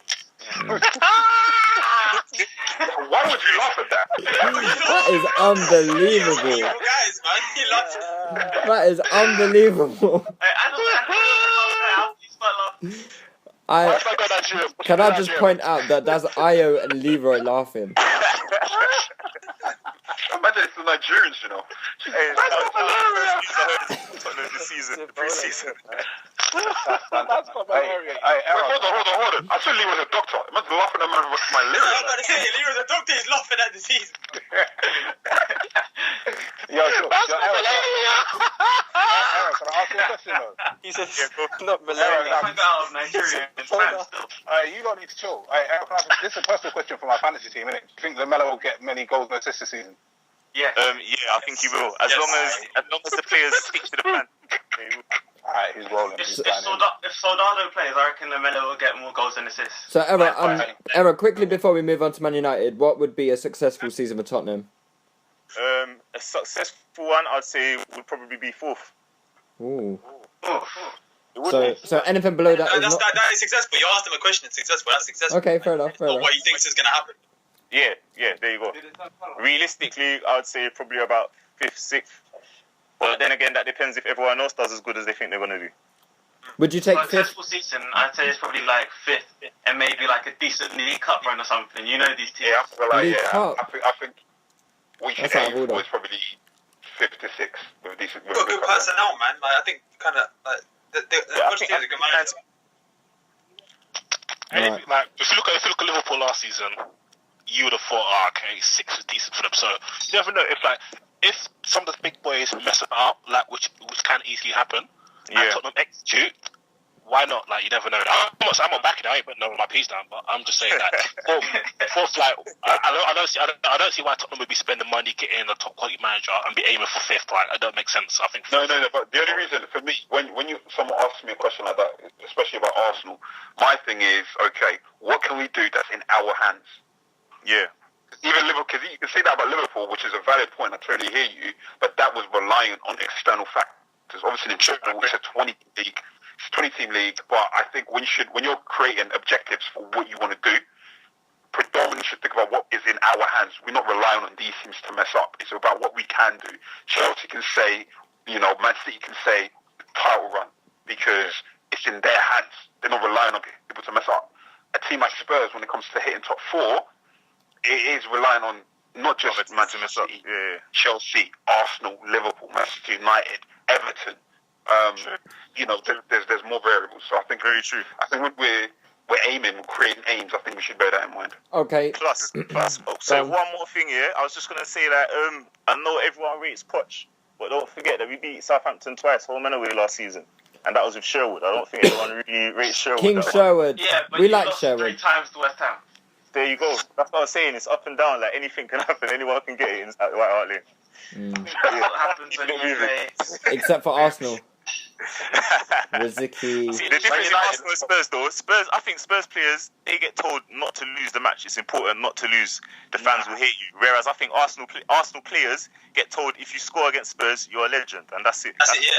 That's the difference between Spurs and Tottenham when we play against each other. Yeah. What? You meant Spurs and Arsenal, you meant. Sorry, Spurs and Arsenal, I'm trash. Come on, you know what you meant, man.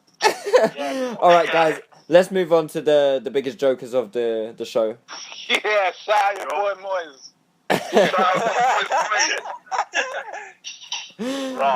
Look how much confidence a little FA Cup brings. Wow. A little FA Cup. And a Community Shield, actually. And we're the County Community Shield. Two trophies in 2 matches. Wow. Okay, go on. Yeah, go on. Anyway, how's Man United season's gone? I mean, I know you lot have been going all invincible. I mean, do you get a trophy for that? I mean, being invincible in pre-season. First of all, let me get it straight, yeah. Before I carry on, do not make any trophy jokes. It's very cheap. I'm afraid. It's very cheap. Very cheeky. So let that go, innit? You're living in history too much. You're living in history too much. You need to stay with the play. Control lines. Listen, man. Wait. When the other one turned and you lot were bashing over it, please take time. That's the guy who cried on YouTube. Where's the other now? Is he not in hospital? Please chill. Do you remember when Ramsey shoved Yaya Toure in the back and they made a YouTube video? No, he didn't shove him in the back. Rambo Beach. Get out of here. Anyway, how has your pre-season gone? I say in terms of performance, I think we've adapted to the way Van Gaal wants us to play. Rooney and Mata and Welbeck have looked really, really good. Herrera's looked good. Like, it's amazing having somebody with any sort of competency in midfield. Like, it's just, I went to Old Trafford the other day and seeing a midfielder with ability to do more than a 5-yard pass to Michael Carrick is just refreshing. In terms of, I'm kind of realistic about it. It was pre-season, we did ball, but I think if we were to play some of with our current setup, like, I'm not really too confident because I'm not really backing that joke man, Ashley Young or Valencia played wing back, because I think that's a very position where even in some of the games we've won, especially against Liverpool and Real Madrid, like, they got in behind that space a lot. Like, even that strikers tend to pull out into that gap, so that's something even to like Villarreal. But I think what I'm noticing is that the problems are more to do with like personnel as opposed to just having no ideas or no options or no movement or anything. So that's encouraging to an extent. Yeah, but the annoying thing is that it's how many days? 2 days till our first game, and we've scouted everyone on the fucking planet, and we still haven't signed or even apparently bid for anyone. Okay, we'll get on to that later, but in terms of pre-season, like, I think I've been really impressed with some of the young boys. I think that Reece James has looked quite tidy. I don't think he's probably going to make it. He looks alright. I think he's probably not that athletically at the moment. I'm really impressed with Tyler Blackett. Like, he's like he's been playing that left side of the centre backs. He's really, really comfortable on the ball, and he's ridiculously athletic. So that's been a plus point. I was a bit concerned in how we were moving about Lingard. I think he's probably going to learn. We're playing Lingard right wing. I don't know what the meaning of that. He's a Lindegaard right wing for a minute. He's a Lindegaard right wing for a minute. I was about to say. Oh no. I'd rather have Lingard right wing than Ashley Young. Yeah, but Lingard did have a few. I think Kagawa. I think one of my biggest issues is that Kagawa has probably been our best player in pre-season, and he's not going to start. which is kind of weird. I find it quite weird. But it's good to see the Kagwa getting back to that high level of quality play. But do you think Kagwa and Herrera would work? No, I don't think it will. That's one of our problems. But I don't mind it. At least we know that if Mata gets injured or he's not playing well, we've got somebody of adequate quality to step in. But it would be good to have at least 4 players that, you know, if this person is injured, boom, we got somebody like that. But like, one of my issues is Darren Fletcher.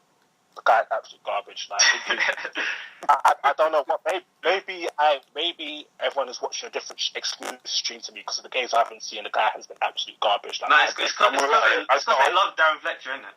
No. Like, watching versus Real Madrid, like I said, I'm not going to use one game to make a firm opinion on him. But versus Real Madrid, I thought he was quality. That was his best game by far.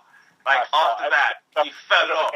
Like, not after that, before that. Every other game, he's like Darren Fletcher has a button, yeah, and it says self-destruct, and he just presses it like every half hour. And, like, it's just annoying. So, but yeah, but the Liverpool game was like misplacing 5-yard passes and stuff. I know. It was good to see. Smalling play well again, and Rooney's looking very sharp. Welbeck is looking hungry. Hey, captain. Yeah, okay, guys, can I just quickly interject? Tony Pulis has left Crystal Palace. I know. I wanted to get Ruben on the show and ask him about that today, but that's just Ruben, that messed up his day. Yeah, he's out celebrating. He must be. Let's. Wow. And so what? Somebody asked the guy's question about Man City. Okay, back to United. Sorry. Yeah. So yeah, what I want to say was yeah. So I think quite a few of our players are looking sharp. I think my only concern is that we picked up quite a few injuries. Like Valencia's been injured, which I'm secretly happy about. But Raphael's injured. Everyone's picked up an injury. Welbeck's picked up an injury. Fellaini. Okay, less than we'll talk about Fellaini. But Van Persie is just coming back. So can I ask you a question about because obviously the first few players that you named in terms of the injured guys were the fullbacks or the wingbacks. Talking about how you'd set up, because I think the current stuff will work very well versus the Madrid league, home and away.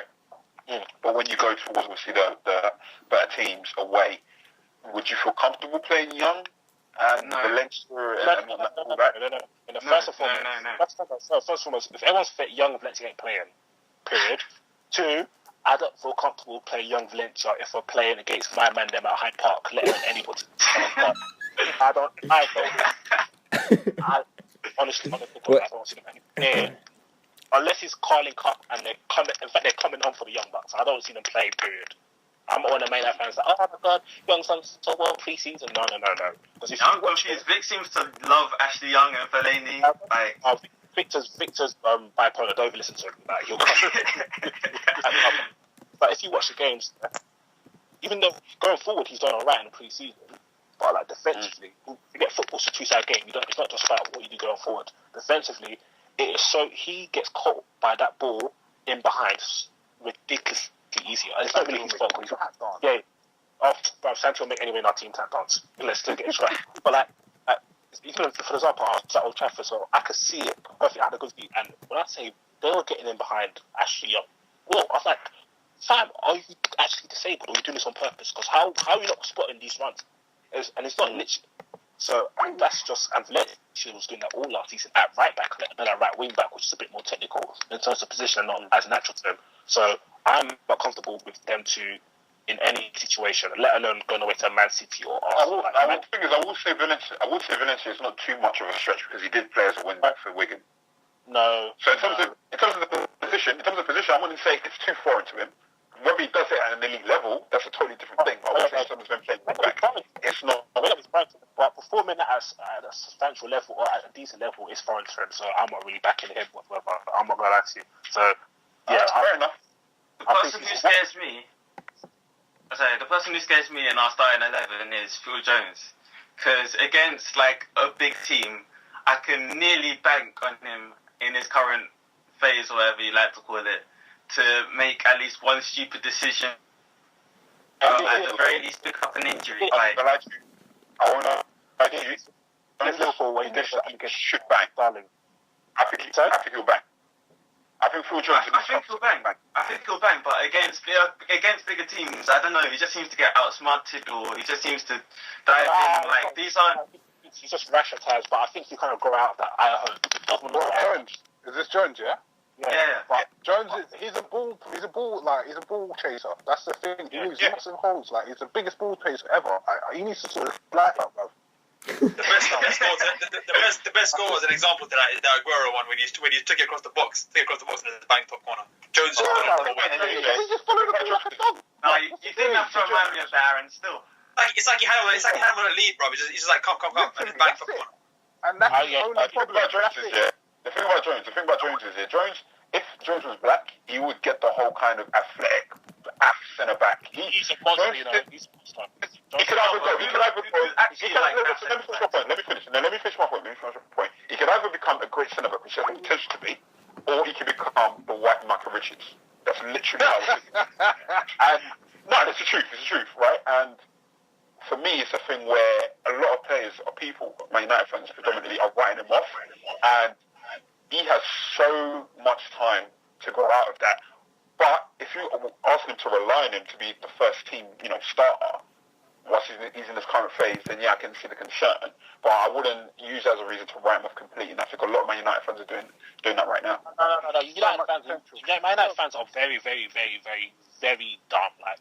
I think our fans are probably the dumbest out of the bunch. I'm not even gonna lie to you. They tell me wild things daily, and you just gotta ignore it. But I think what I'm hopeful of is if Smalling can stay fit, I'm going to see some people have to shut up this season because Smalling is a very good defender, especially 1v1. His ball retention, his ball playing skills are still very, very wayward. Like even yesterday, the other day. When he was trying to play pings against who was it? I think it was Liverpool, maybe. Pings. You forget pings. Like even just the basic 20-yard ground pass across the pitch, like he hits it behind him. I'm like, what is wrong with him? You're able to beat, but defensively, he's disabled. Yeah, from what I've seen, one-on-one, he's a good defender, but when he gets the ball at his feet and needs to kind of move in to play a pass to midfield, he's very he's very nervous on the ball. But those are things that could improve because his ball playing skills, I'll say at the moment, are -10 out of 10. So he can at least reach a 500 something. So I still have a bit of hope for that. But yeah, we'll see. We still haven't had Robin back, which is going to be a big boost. And Januzaj, he's so sharp. I love that kid. Talking about Robin. Oh, actually, talk about Robin and Januzaj. Two-part question. With Januzaj, where would you play him, considering that your first two number 10s are Matter and Kagawa?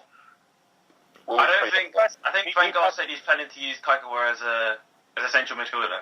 No, he didn't say that. He said he can possibly play that role.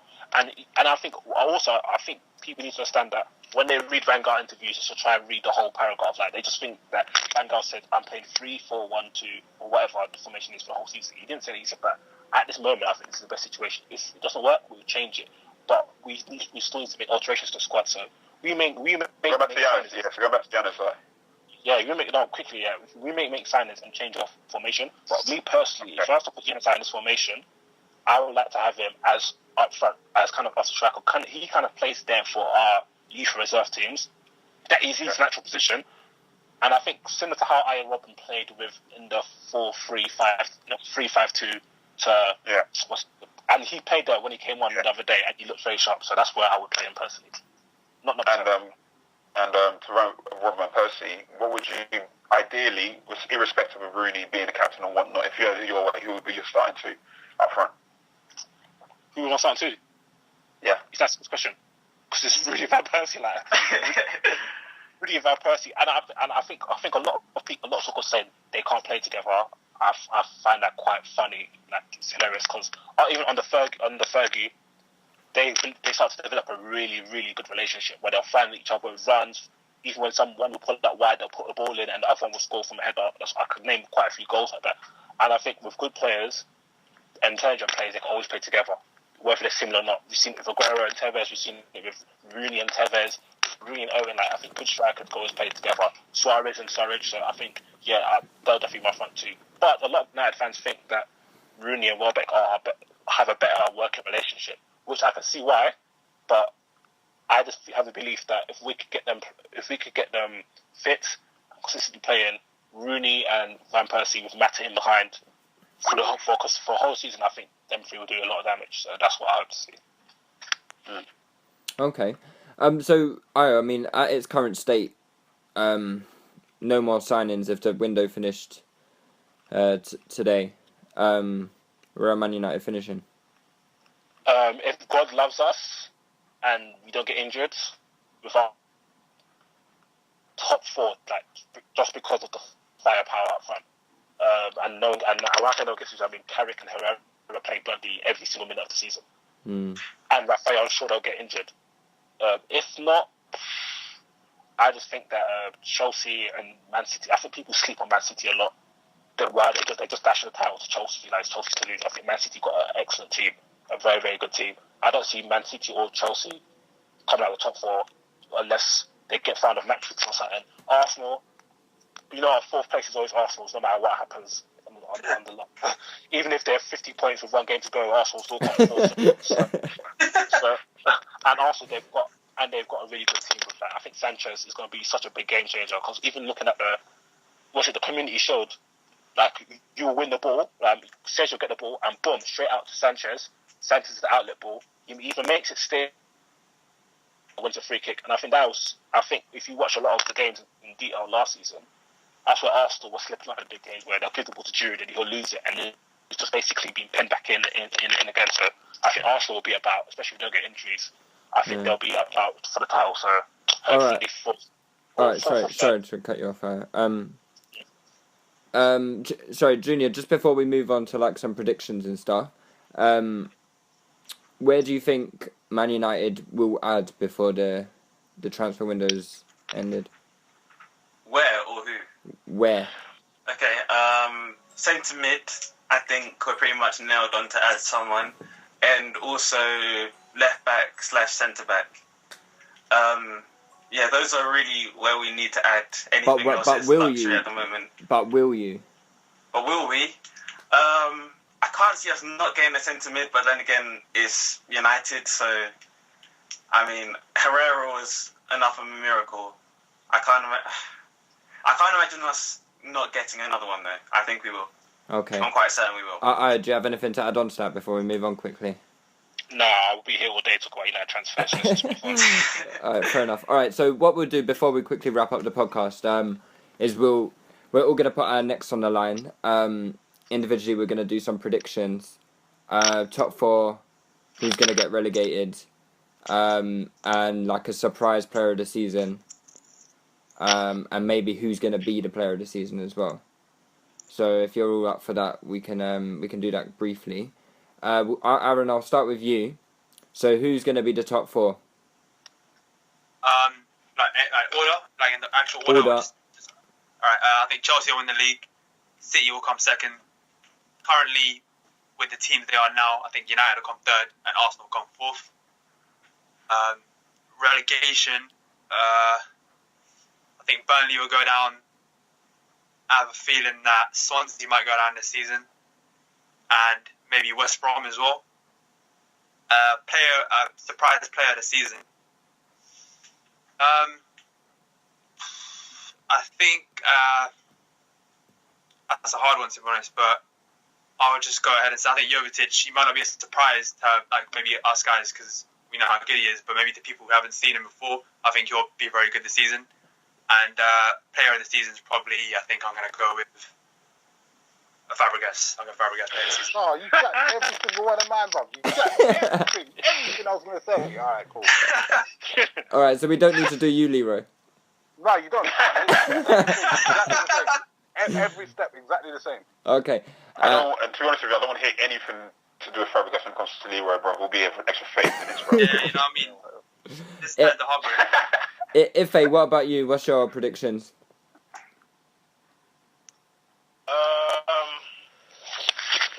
Okay, so league title. It's out of City, Arsenal, and Chelsea. I think Chelsea and City probably have, or I'd probably say they're the most likely to win out of the 3.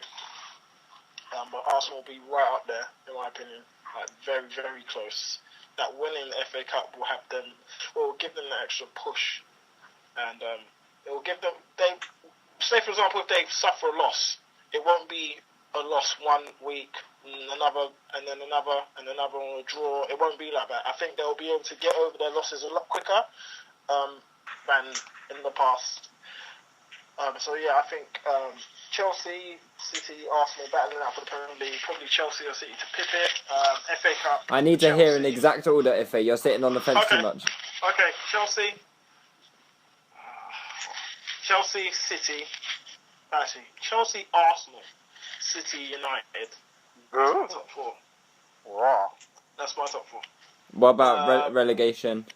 Relegation, I'd probably say Swansea, Leicester, and maybe Aston Villa if they're not careful. FA Cup, Man City, Carling Cup, Arsenal, Champions League, Chelsea. Ah. That was fantastic. Yeah. What about a surprise player of the season? Surprise player of the season, I'd probably say Christian Atsu. Or actually, Yes. Christian Atsu, I'd say. Or I put. It depends, because I feel, because you guys were saying earlier about Emre Can sitting on the bench.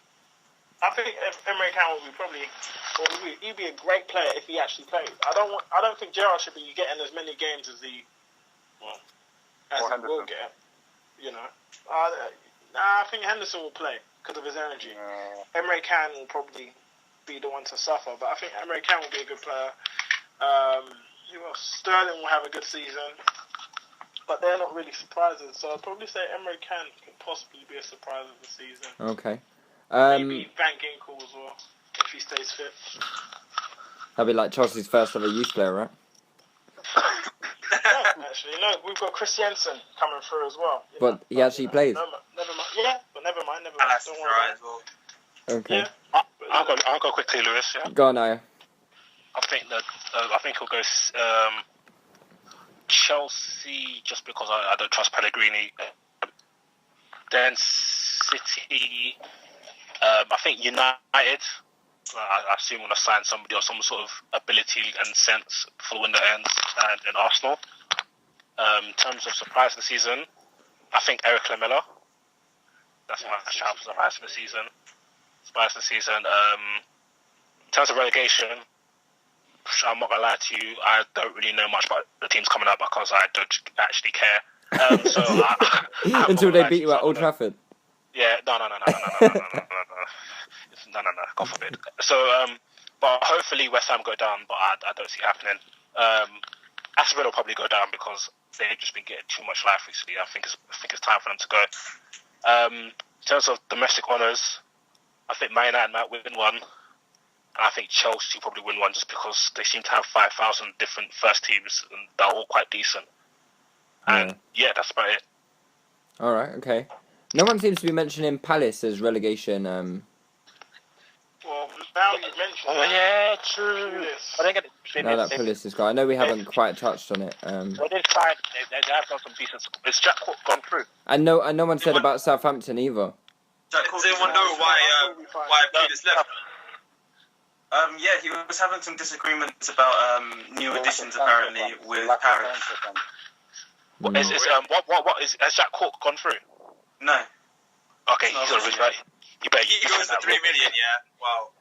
You better use that real quick. Yeah, he needs to just chill. Yeah. Daniel, Mickey, Leroy, who wants to go next? I'll go next. Oh, Junior, sorry. How can I forget Junior? Sorry, Junior. Go on, Junior, you go. I think Chelsea will win it. City second, United third, and then Arsenal fourth. I think United will probably get like the FA Cup and Chelsea League Cup, and Chelsea with like a decent Champions League run as well.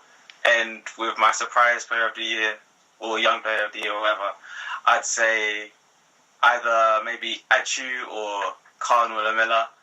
So basically these guys have said it already. And player of the season, maybe, I guess, maybe Fabregas or, yeah, probably Fabregas. Yeah, I didn't say my player of the season. I'd probably say Eden Hazard or Fabregas. Surprise. Fuck this guy. That's not bias. Daniel, That's Leroy, genuine Mickey. bias. I'll go. Go on, Leroy. Let me roll through. So, league titles, pretty much as everyone said, Chelsea unanimous. Going City, then I'm going United, then I'm going Arsenal. So, like everyone else said. What were the other questions? Relegation, player of the season, and surprise player. Relegation, I'm going Leicester, Burnley, and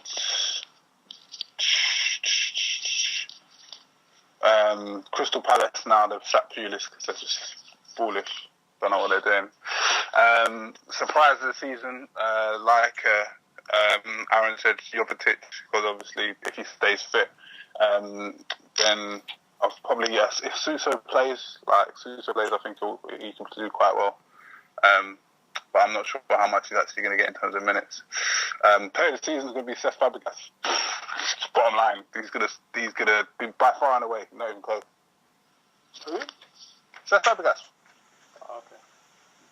Mickey? Xavi Garcia is in St. Petersburg. It's 12 million.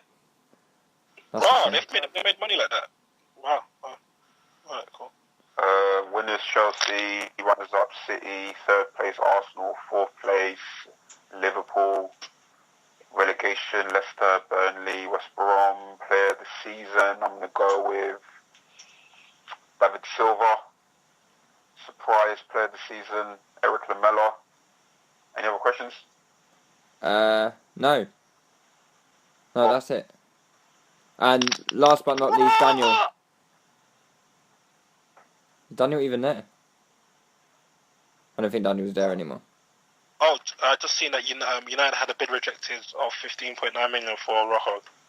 Jesus Christ! Did you read that? Why was Sky Sports about they have to pay the third party no matter what? Yeah. Who wrote up that contract? Huh? Who wrote that contract up? Like, that's crazy. I don't even care, man. Why are we going through all this nonsense? That's standard. That's standard practice. No. Rojo will be good signing. Rojo will be good signing. I'm going to get a break. The fact that the Rojo signing scares me, to be honest. No, he's a very versatile player. Very versatile. I ain't seen him for Porto, so I can't really say, but just sign somebody, please. Even if it's buddy Michael Jackson, just sign somebody, please. I think Royal will bang, personally speaking. But I think from what I've read today from Sporting, it looks like this fund they own 75% of him, so obviously Sporting won't get that much, and even they actually have to pay 20% to Moscow, so they want the release clause, which is 30 million euros, which is about 21 million pounds. So no one's paying that. No, it's not really a complicated deal. Like, if you want him and you want it to go quick, it's 21 million pounds.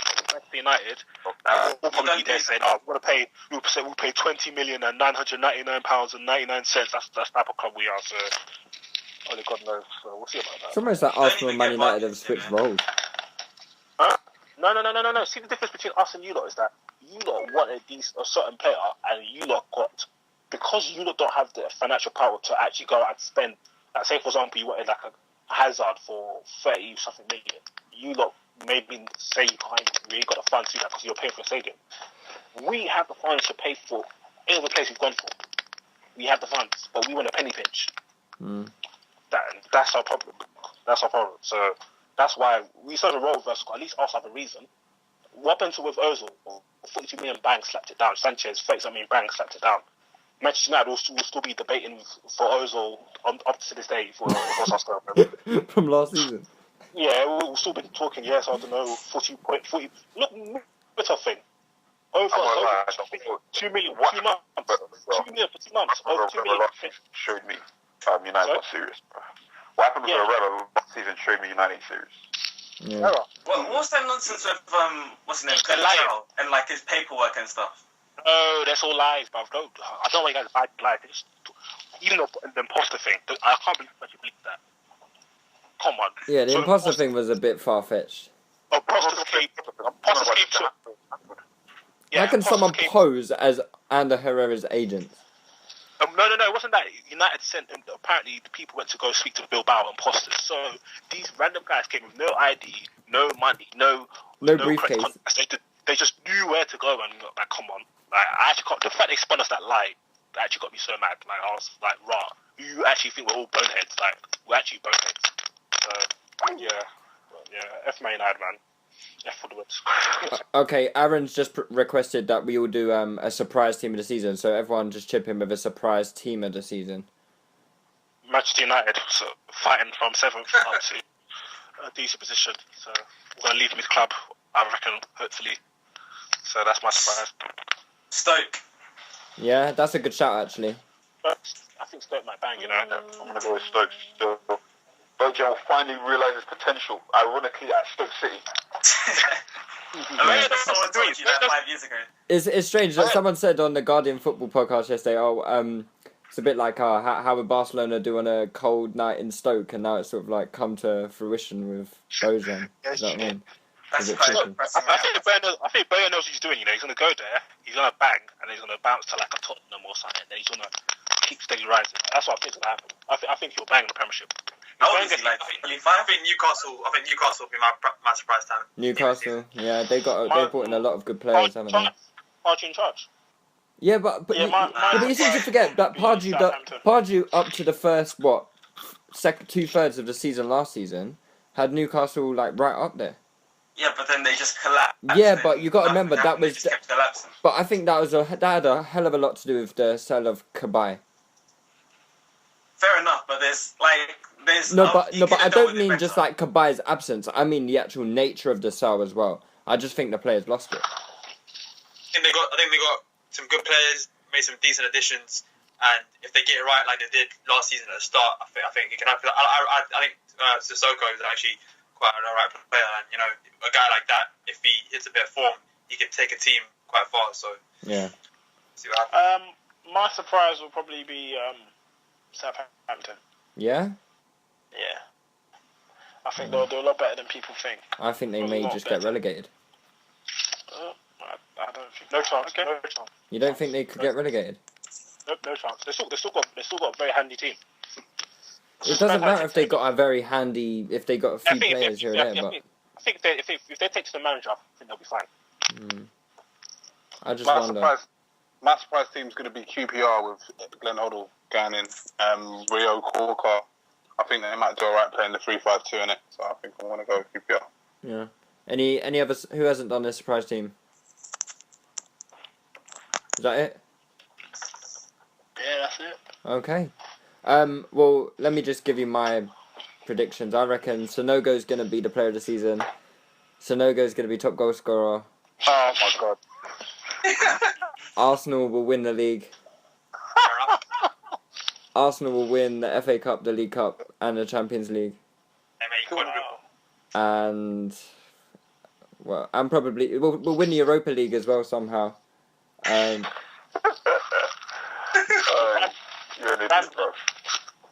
Ramsey will win the World Cup. Yeah. Ramsey's going to win Ballon d'Or. Well, we've won the World Cup already this year, so that's what three trophies in 3 games. Wow, he's really reaching. Okay. That's pretty good. That's pretty decent. Have Chelsea ever won 3 trophies in 3 games? Yes. Remember when Chelsea fans got all excited because they won the Champions League and then they won Europa League, and it was like, we're the first team to do both? Like it was some sort of achievement. It is an achievement. It's not an achievement. It's not an achievement to get knocked out of the group stage of the Champions League. It's really not, but at the same time, we still won a cup. Have you? No? Oh, okay. Cheers. Bye. You won a cup? I thought we won the FA Cup last season. No, Champions League. No, the Champions League. A cup of note. I'm sorry. We didn't parade our FA Cup. It was on the side of our bus. Don't tell me. We parade our cup. I can't add Chelsea fans. John Obi Mikel had that cup in his hand for the whole of the parade. I was there. He held it. No one cared for it. I'm sorry. The big cup matters. The big cup. Yeah. Have you held the big cup? Have you seen the big cup? No. I've also only been in that final against Barcelona when yes. Armenia got Paletti. Yes. One final, you know, raw. That's a real prize. Yeah, but for the money Chelsea spent, they should have been in they should have won the Champions League more than once. Of course. But refereeing decisions have cost us. No, I don't want to hear about refereeing. Wait, Ife, I do not want to hear any more about refereeing decisions this year. Nah, we got robbed last season. Nope, we got robbed last season. But now, see, this is the thing. Now now it'll be less than an excuse. It shouldn't hurt us that much. It shouldn't hurt us as much as it did last season. Of course, it will hurt you when you've got incompetent strikers, but now we've got, so it seems, a competent striker. These decisions shouldn't really hurt us as badly. But, you guys reckon Arsenal get past the second? You reckon Arsenal get past the second round this season in Champions League? Yes. Is that a serious question? Really? It depends, man. It depends on the. We've had easier groups. We've had easier groups than people think. And to be honest, it depends if we get past Besiktas. Wait a minute. Let me talk to Mickey. Mickey, how dare you? We knocked out 5 times already. At the group stages? The second round. Okay. Beyond the second round. Yeah, I'm about to say, with Wenger, he's 8. He humbled himself with that okay. Wenger's won 8 knockout titles. He said, okay. For 10 years, talk to me like my team is from any team, bro. Like, this is relaxed. Wait, I need to kick Daniel out of the conversation. He's disappeared for like 45 minutes and he comes back to laugh at Wenger. We should actually kick him out of the conversation. How could Belek break your heart? This is what fan. Almunia is so shit, man. What kind of angle is his leg at in that picture, honestly? It's not easy, bro, because you know what it is? At the end of the day, I'm not a football fan for 5 years only or 10 years only. I'm going to be a football fan until the day I die. Okay. By the time I die, Arsenal won the Champions League, okay? I'm easy. Okay. Wow. Okay. Wow. I mean, Well, the way my team achieves success is the way that I feel pride. That is really cute. yeah, at least Arsenal won't go into Champions League final putting 11 men behind the ball and trying to score a lucky deflected goal. What's so cute? Trying to win it on penalty shootouts. No, wait. This is so cute because all of these guys were the ones that put screens. They had black pictures on their Twitters. Oh, I'm ready, man. Oh, man, I can't do this, man. When Hull went into, get out of here. Get out of here. My phone was off. It wasn't on the whole game. So, no one can see my reaction. Or, I was still optimistic at 2-0. Listen. Keyword I don't give a damn about. You can go back to my tweets and you can see me tweeting every minute for the whole match. Okay? Don't talk about me as if you're talking about other people. Right? At the end of the day, everyone. No. There's a lot of people. You were not the only one. I'm telling you for free. You were not the only one. What are you laughing at right now?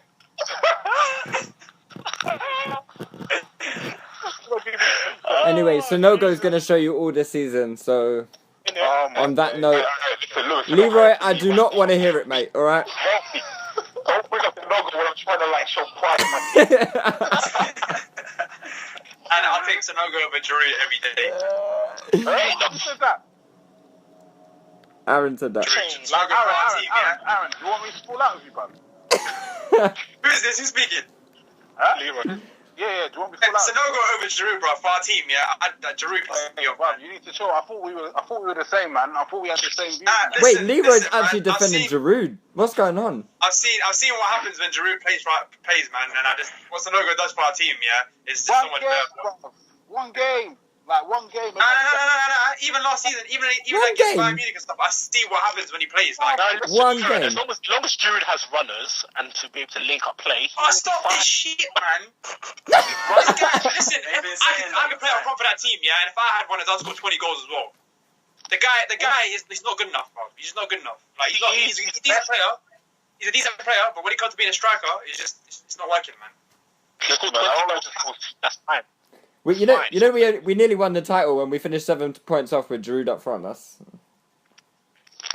true. That's a testament to the rest of the That's a testament to our whole team, man. It's a testament to how good everyone else is in our team. No, I'm just saying that we came close with Giroud up front. Came close.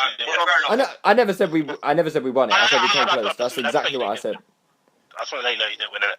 Yeah, I know we didn't win it, but you came nowhere near with Van Persie and Rooney up front. So. Sorry? You came nowhere near with Van Persie and Rooney up front. I know. I'm sure Van Persie goes home, looks at his league medal, he never won at Arsenal, and think, damn, what awful. No, he's going to be looking at the FA Cup medal he could have won. Right? Oh, yeah. Of course. Yeah. And the Yeah. And He has. But at the end of the day, as Arsenal fans, but Arsenal fans need to be stop being so sensitive and stop listening to what our fans are talking about, man. Let them talk. It has nothing to do with them. At the end of the day, we have our Sorry? Just us and our Wenger against the world. The world hates us. Daily Mail hates us. Obama hates us. Trump hates us. Even you, listen, it's not even about you as a Man United fan. What other people say about your team is what they say, because they probably don't even know what's going on with Manchester United, whether you're a Man United fan or a Chelsea fan or a City fan, Liverpool, Spurs, to the depth that you as a fan should know. So when they speak of it and they speak from a place of, to be honest with you, ignorance, it shouldn't affect you. You shouldn't be reacting. All this baiting is bullshit, to be honest. Get on with what you're doing. We'll see where we're at the end of the season. How about that? Anyway, guys, we're gonna wrap it up there. I need to thank all of you for coming on. I've had 11 guests on today, so that's why it's been a bit frantic and a bit chaotic. So thank you for all coming on. Thank you to Jay for coming on as well, giving us a little interview.